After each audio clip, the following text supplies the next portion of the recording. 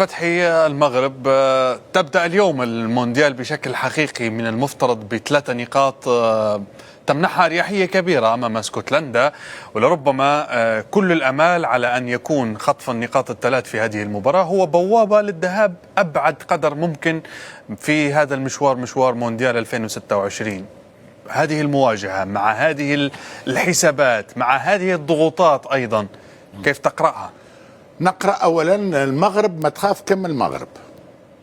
الفريق المغربي ما يخاف كم من نفسه، لأنه الفريق المغربي من كبار العالم، هذا حتى بترتيب الفيفا متاع عنده 48 ساعة.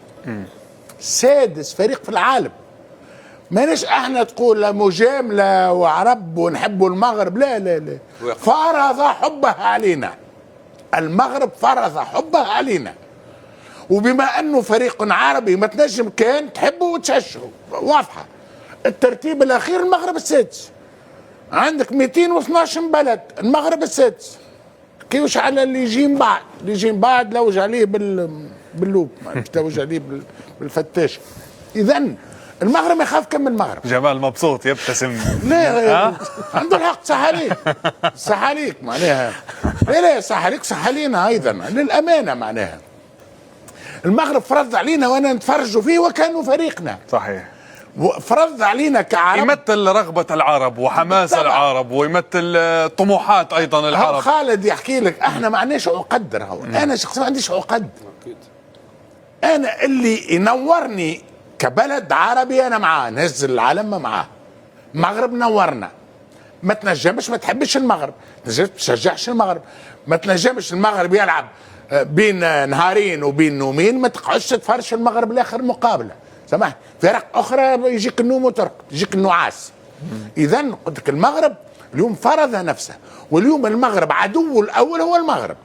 التواضع، التواضع، تطالبه بالتواضع. التواضع. خاف يقول لك احنا البرازيل مش احرجناها، بالبرازيل كنا قاب قوسين ان ننتصر عليه، وكنا نجم ننتصر على البرازيل. فاسكتلندا شكوني؟ لا ترد بالك، نبقاو ناس متواضعين، كل منافس نعطيه حق.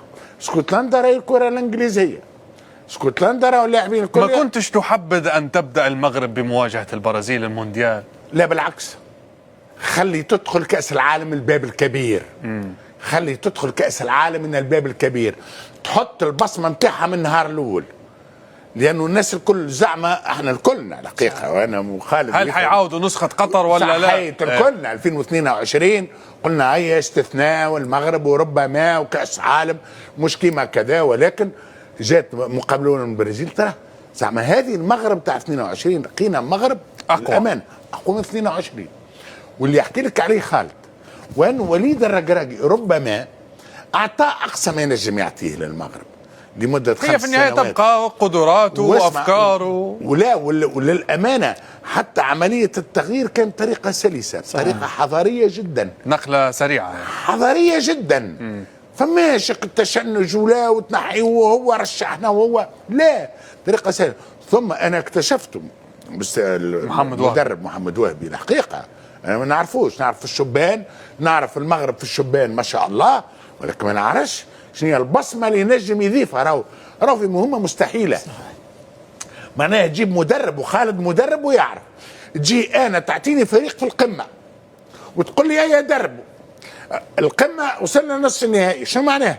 محمد وهبي جيب لي النهائي ولا جيب لي كأس العالم، يقبلها. ولكن أكثر من يعطي بصمة للفريق، عمل ما يسمى احنا نسميه معناها معناها تواصل مع التغيير، تواصل نفس الافكار الكبيره مع تغيير. نعم. المغرب حقيقه في 22 كان قوي جدا، ولكن انتصارات بضربات الجزاء بمقابله رجوليه لين بالفرجه. مؤشرات البدايه اعطتك خلينا نقولوا استبشار بان في هذه النسخه سيكون اقوى.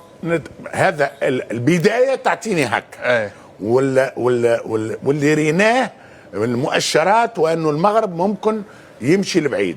تبقى ديما راهو كرة القدم ماهيش علم صحيح اكيد، وكرة القدم نتيجة تنجم تغير كل شيء، ولكن نتمنى انه المغرب يبقى سقيه على الارض مش البرازيل ومن بعد اسكتلندا. نعم. اسكتلندا اصعب من البرازيل. اكيد.